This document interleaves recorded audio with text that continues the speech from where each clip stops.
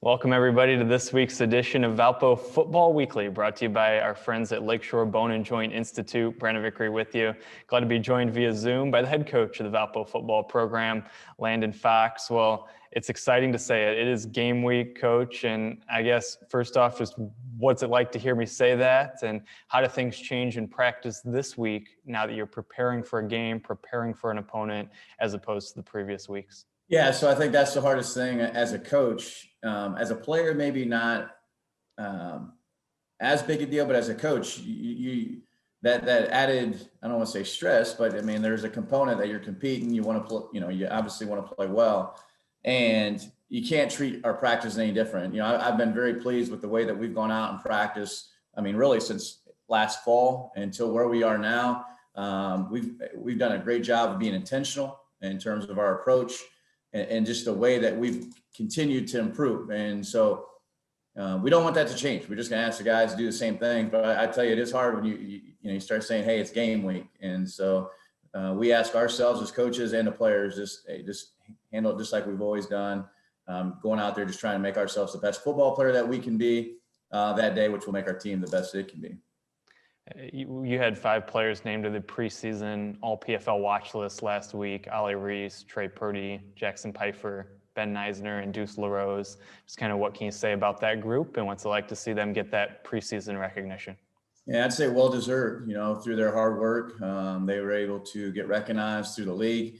You'll see them have a big impact on our team this year in their roles, and have done an outstanding job, not only with their role from a football perspective, but their leadership as well. And so we'll lean on them from that perspective, in a leadership role and a football role. But very excited about those young men, but excited about a lot of guys on our team. And I think you'll see, some other guys being recognized as we go through the season for their outstanding play.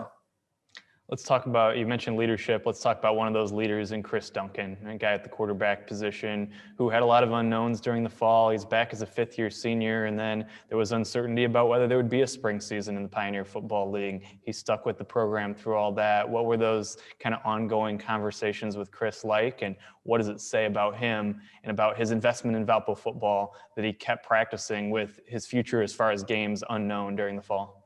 Yeah, so, I spoke a number of times in terms of Chris Duncan and what he means to our football team, and couldn't be more grateful to have him part of our program. And I say that, I mean, he comes back for a 5th year, doesn't know what's going to happen, in terms of we get sent home last March. Hey, what does the fall look like? Okay, we go to the fall, the season's canceled. He goes through all the fall and still doesn't really know 100%, hey, are we playing in the spring?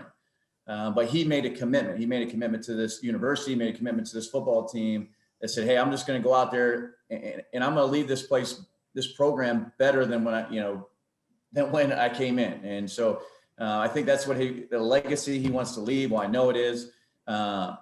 Outstanding leader just in his own right. He's not a huge vocal guy, very positive person, but not a huge vocal guy, but just the commitment he's made, and just says so much to us as teammates that with all the uncertainty, he was a rock, man. He said, hey, here's what I'm going to do in the fall. All right, let's evaluate it for the spring. Boom. We have games. They've been announced.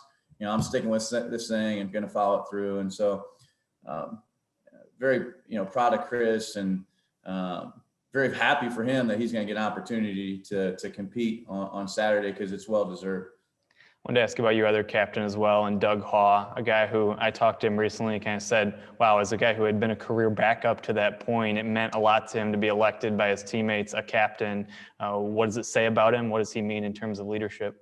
Yeah, so we talk a lot about leadership in our program. We actually have leadership classes in the off season. They got cut short last off season, but because we want to teach them. I think it's always one of the most undercoached things of, hey, we need you to be a leader. Well, okay.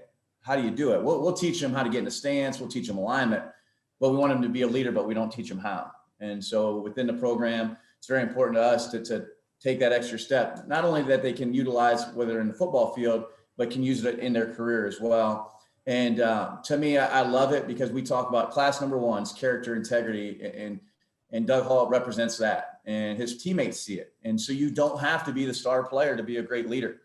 You just have to be someone who cares, who puts time into it, and builds relationships. And And Doug does all those things outstanding. And he's become a lot more vocal. And I tell you what, the expectations and standards we have in these programs, this program, he's going to make sure that we're hitting them. And he's very good at telling his teammates, hey, this is what we have to do. And they respect the heck out of him because just who he is.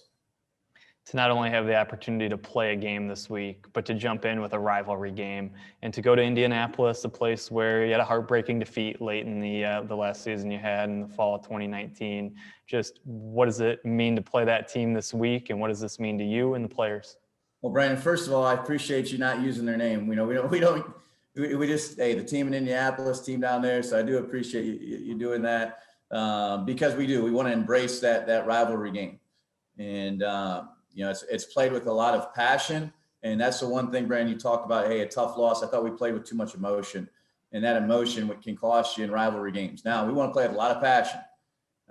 In life, when you make emotional decisions, bad things happen. So go down there, play with passion. Our players are extremely excited. They know it.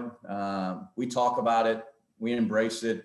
And the thing that I asked, and the thing that I mentioned to the team on Saturday when we practiced is, hey, let's just be us. We don't need to do anything more. Just be who we are, one play at a time, and just do what I know what we can do, and good things will happen. Just don't try to go above and beyond what's asked of you in your role.